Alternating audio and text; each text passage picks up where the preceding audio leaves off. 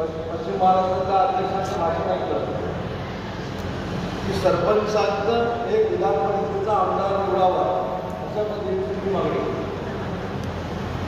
महाराष्ट्राच्या राजकीय इतिहासामध्ये अनेक लोक पहिली सरपंच होते, नंतर आमदार झाले आणि राज्याचे मंत्री पण झाले.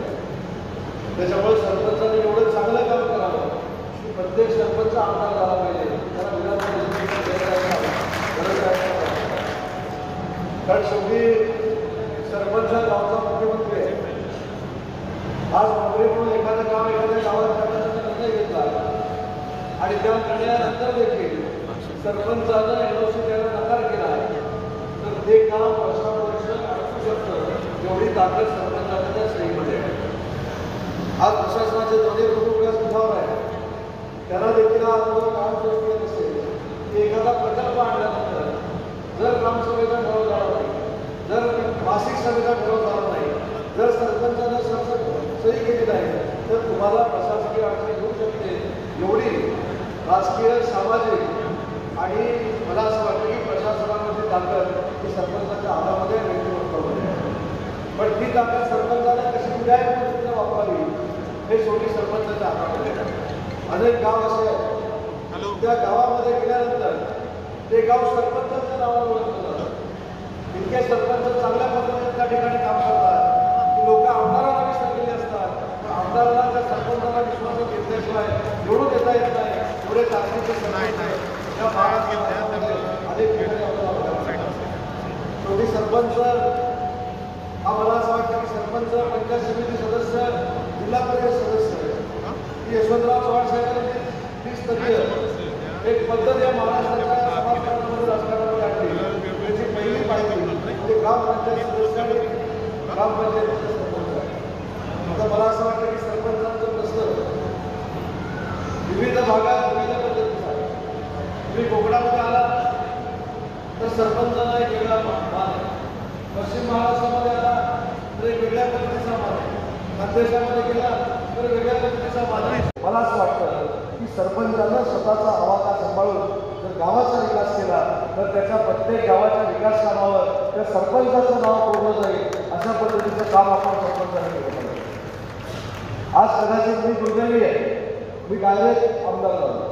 मी कधी ग्रामपंचायतीचा सदस्य झालो नाही, मी कधी पंचायत समितीचा सदस्य झालो नाही, सुभाष तुमच्यासारखा कधी मी जिल्हा परिषदेमध्ये गेलो नाही, जिल्हा परिषदेचा सभापती झालो नाही. मला थेट तिकीट मिळालं, थेट आमदार झालो. परंतु त्याच्यामध्ये एक त्रुटी माझ्या सरकारला जाणवते. मी थेट आमदार झाल्यामुळं मला ग्रामपंचायतीचा कायदा वाचावा लागतो.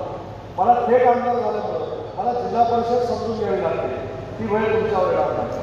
तुम्ही ग्रामपंचायत प्रॅक्टिकली चालवल्यामुळं तुम्हाला नक्की तीन टायरची पद्धत काय, तीन स्तरीय पद्धत काय आपल्या प्रशासनातली ती चांगली अवगत असते. त्याच्यामुळे माझ्यामध्ये त्रुटी काय तर मी ग्रामपंचायतीचा सरपंच झालो नाही, मी पंचायत समितीचा सदस्य झालो नाही, मी सभापती झालो नाही. पण तुमच्या सगळ्यांच्या आशीर्वादानं वयाच्या 18व्या वर्षी मात्र आमदार होऊ शकलो. पण मला शेवटी ह्या पंचायत राजचा काही अनुभव नाही. आणि म्हणून मगाशी मी म्हटलं कोणी लाज नका नका की एक सरपंच विधान परिषदेचा आमदार होण्यापेक्षा शेकडो सरपंच आमदार होतो. आता हे जर मी सांगितलं तुमच्या मतदारसंघात त्रास होऊ शकतो, पण सरपंचाला एवढं चांगलं काम करावं की त्याला जिल्हा परिषदेचे सदस्य व्हावं, त्याला भविष्यामध्ये आमदार व्हावं. मला असं वाटतं की सरपंचांच्या मनगटामध्ये एवढी ताकद आहे की स्वतःचे आमदार होऊ शकतात. आणि म्हणून बाकी कोणी जरी मागणी केली की बाकीच्या घटकांना विधान परिषद द्या तर तुमचा तुम्ही नोकरी घेऊ नका.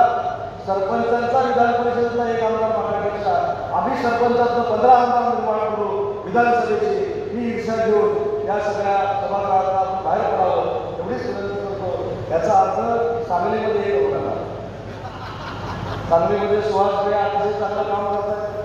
ते देखील ग्रामपंचायतीच्या स्तरापासून आमदार म्हणून पोहोचले. आज तरुण वयामध्ये अनिल भाऊचा वारसा चालवण्याचं प्रामाणिक काम सगळ्याच महायुतीच्या कार्यकर्त्यांच्या जीवावर सुहास भैया करतात. आणि म्हणून त्याला अपवादात्मक सोडा, बाकी कुठच्या पण मतदारसंघ आहे माझा तुम्हाला जाहीर पाठवला कुठलं सुरू करतात. सुहास भैयांचा मतदारसंघ सोडून जो सक्षम सरपंच काम करून आमदार होणार आहे त्याला आमच्या पक्षाकडे 100% पाठिंबा आहे. त्याच्यामध्ये कोण व्हायचं ठेवा.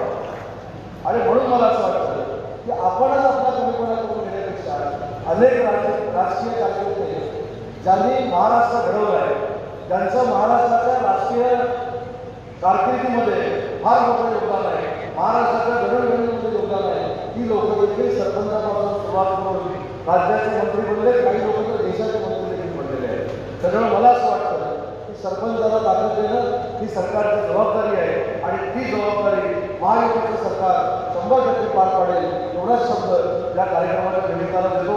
तुम्ही मला खरं तर 11:30ची वेळ दिली होती, मी 11:30 वाजता तयार होतो, पण काही अडचणीमुळे हा कार्यक्रम कदाचित उशिरा सुरू होत असेल.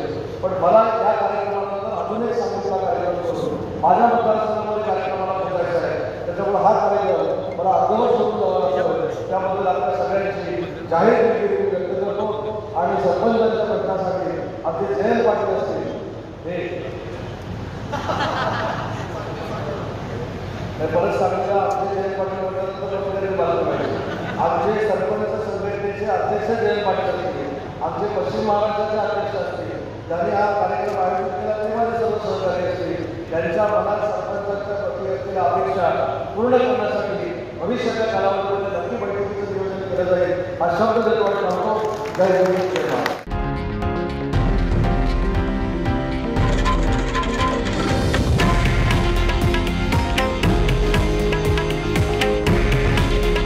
हे आहे देशातील नंबर 1 न्यूज नेटवर्क आणि आपण पाहत आहात TV9 मराठी. काळजी तुमची, हित महाराष्ट्राचं.